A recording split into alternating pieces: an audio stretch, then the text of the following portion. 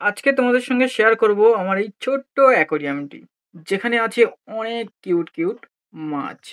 এখন দেখা পাচ্ছ শুধু খালি উইডো ফিশ, যেগুলো কালারিং উইডো ফিশ, যেমন হলুদ কালারের আছে, লাল আছে, নীল আছে, সবুজ আছে, হলুদ আছে, বিভিন্ন রকমের উইডো ফিশ আছে।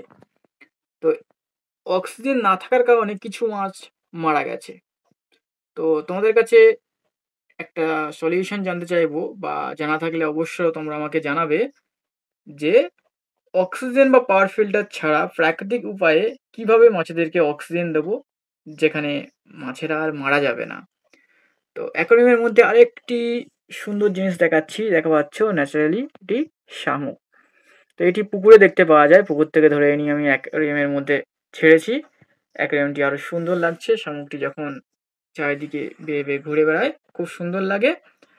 আর সাইডে আছে একটি ফাইটার ফিশ।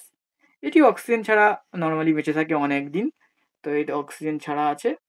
তো অবশ্যই জানিও আমার এই ফাইটার ফিশটি কেমন লাগছে, আর এই ছোট্ট অ্যাকোরিয়ামটি যেখানে অনেক কিউট কিউট মাছ আছে সেগুলি কেমন লাগছে। আর অবশ্যই কমেন্ট করে জানিও অক্সিজেন পাওয়ার ফিল্টার ছাড়া কিভাবে মাছ বেঁচে থাকবে অনেক দিন, মানে অক্সিজেনের অভাবটা হবে না, সেটি কিভাবে।